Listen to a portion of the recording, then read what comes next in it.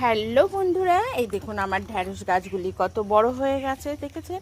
আর এই যে গাছে কিন্তু পোকা হয়েছে, এই যে পাতায় দেখতে পাচ্ছেন বন্ধুরা।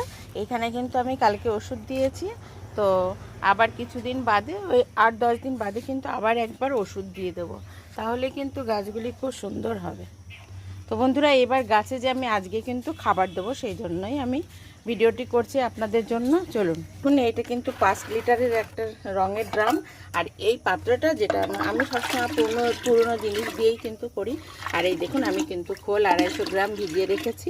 আর তার থেকে আমি কিন্তু এই দেখুন 200 গ্রাম জল, মানে এই যে ভেজানো খোলটা আমি কিন্তু 5 লিটারের জলে এই যে 200 গ্রাম মতো দিয়ে দিলাম। তাহলে কি হলো, পুরো পাতলা মতো, দেখুন একদম পাতলা লিকুইড সার হলো এটা। এই যে এটাই কিন্তু গাছে দেব। তো এই দেখুন, এই যে আমি গাছের গোড়ায় দিয়ে দিচ্ছি।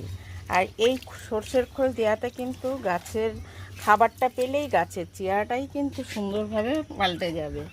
আর কিছুদিনের মধ্যেই কিন্তু আমার এই ঢ্যাঁড়সের গাছে ফুল চলে আসবে। তো বন্ধুরা, আর যে ভিডিওই করি না কেন আপনাদের সঙ্গে আমি শেয়ার করি। তো আমি যে কাজটি এখন করছি, এইটাই আপনাদের কাছে আমি এখন শেয়ার করছি। তো বন্ধুরা, ভিডিওটি কেমন লাগলো, ভালো লাগলে লাইক, কমেন্ট এবং শেয়ার করে বন্ধুরা পাশে থাকবেন।